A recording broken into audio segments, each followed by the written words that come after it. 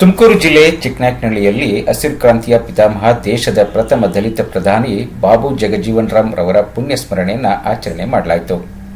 ತಾಲೂಕಿನ ಮಾದಿಗ ದಂಡೂರದ ಕಾರ್ಯದರ್ಶಿ ಬೇನಹಳ್ಳಿ ಚನ್ನಬಸವಯ್ಯ ಮಾತನಾಡಿ, ನಾಡು ಕಂಡ ದೀನ ದಲಿತರ ಉದ್ಧಾರಕ್ಕಾಗಿ ಶ್ರಮಿಸಿದ ಮಹಾನ್ ನಾಯಕ ಇವರು.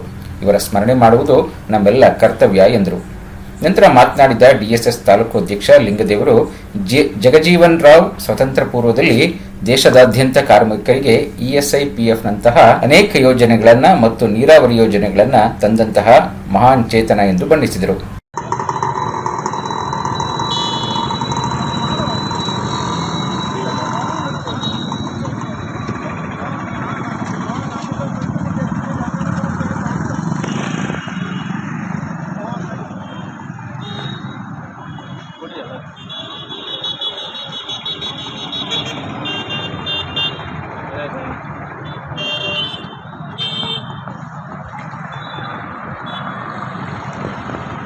ಇದೇ ಸಂದರ್ಭದಲ್ಲಿ ಕೃಷ್ಣಮೂರ್ತಿ, ಕಲಾವಿದ ಹನುಮಂತಯ್ಯ, ಡಬ್ಬಗುಂಟಿ, ಲಕ್ಷ್ಮೀಕಾಂತ್, ಸ್ವಾಮಿನಾಥ್ ಉಪಸ್ಥಿತರಿದ್ದರು.